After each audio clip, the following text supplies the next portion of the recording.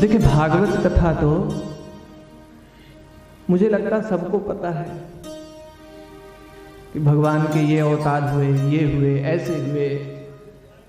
राजा परीक्षित को श्राप लगा और वो सुखदेव जी के पास गए। सुखदेव जी ने उनको भागवत सप्ताह गंगा के तट पर भागवत सुनाई, भगवान के अवतारों की कथा सुनाई। और फिर कहते हैं कि परीक्षित जी को मोक्ष की प्राप्ति हो गई। परीक्षित को जो श्राप लगा था उससे वो मुक्त हो गए। सर्प तो आकर के दसा, लेकिन उससे पहले ही परीक्षित ने अपनी आत्मा को भगवान में अवस्थित कर दिया था। ये सबको पता है। मुझे नहीं लगता है कि आज कोई बचा होगा जिनको भागवत के बारे में पता ना हो कि भागवत कथा में होती क्या है। आजकल नेटवर्किंग इतना सिस्टम फास्ट हो गया है। आस्था, संस्कार, सत्संग, सनातन और न जाने कितने कितने दिशा और कई चैनल चल रहे हैं। जब खोलो तब भागवत, राम कथा और कोई ना कोई कथा चलते ही रहती है। और आजकल इतने सरल हो गए, इतने वक्ता हो गए हैं कि हर जगह कभी यहाँ, कभी वहाँ, कभी इधर। जैसे अभी मेरी चाकलिया में कथा थी, फिर वहां से मैं भागलपुर गया, भागलपुर से फिर यहाँ कथा में आया। तो मेरे जैसे ऐसे सैकड़ों, हजारों, लाखों कथावाचक होंगे। तो आज तो भागवत कथा आज के समय में तो सबको सहज हो गई है, लेकिन बस सुनने की इच्छा होनी चाहिए।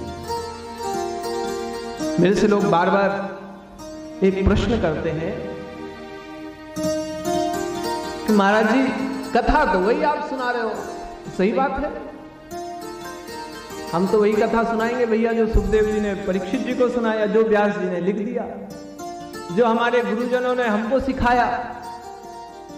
और उनके गुरुजन, उनके और पीढ़ी दर पीढ़ी जो ये परंपरा चली आ रही, हम भी वही कथा सुनाएंगे। हम तो कोई नई कथा सुनाने वाले नहीं। तो बोले फिर कथा सुननी क्यों चाहिए? ये भी बड़ा महत्वपूर्ण विषय है। कथा सुननी क्यों चाहिए? और एक बार सुन लिया, आप तो कहते हो कि एक बार कथा सुनने से व्यक्ति को मोक्ष मिल जाती है। मैं तो, ये तो व्यास जी कह रहे हैं, ये तो परीक्षित सुखदेव जी कह रहे हैं कि एक बार यदि भागवत कथा सुन ली जाए तो उसको मोक्ष मिल जाएगा।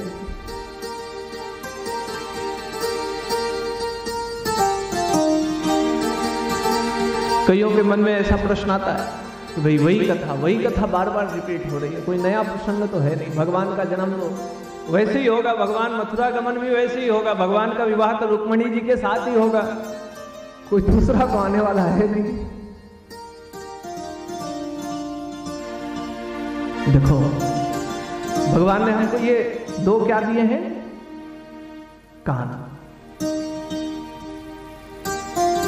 और ये कान की आकृति ऐसी है कि यदि कान को हाथ में लिया जाए तो कटोरे जैसा दिखेगा। अंदर छेदा है ना, गोल गोल छेदा, कटोरे जैसा है। और भगवान ने इस कटोरे पे छेद बना रखा है छेद। यदि छेद ना हो किसी के तो उसको हम क्या बोलेंगे? बहरा। बहरा है ये। भगवान ने ये कान बनाया है और भागवत सुनने के लिए बनाया है, प्रवचन सुनने के लिए बनाया है, कथा सुनने के लिए बनाया है, सत्संग सुनने के लिए बनाया है कि सुनते जाओ, सुनते जाओ, सुनते जाओ। और इसमें ऐसा छेद कर दिया है कि ये बाहर ही नहीं जाता है। जितना डालो उतना अंदर जाएगा, जितना डालो उतना अंदर जाएगा।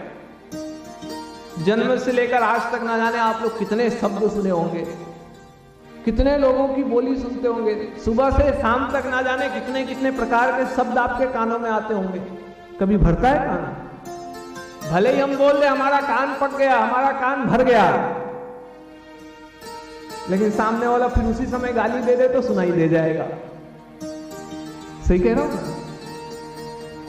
भगवान ने यह कान ऐसा बनाया कि उसमें सब मिलते जाता है, आते जाता है, घुसते जाता है, समाप्त नहीं होता है। भागवत कथा बार बार इसलिए सुननी चाहिए, जैसे हमारे घर की सफाई हम बार बार करते हैं, एक बार साफ करने के बाद फिर धूल गंदगी आती कि नहीं आती? आती है ना।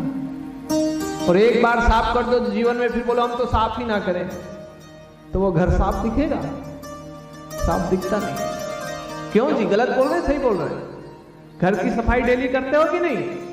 अरे तो मन की भी सफाई तो करना पड़ेगा। ये मन की सफाई का एक साधन है।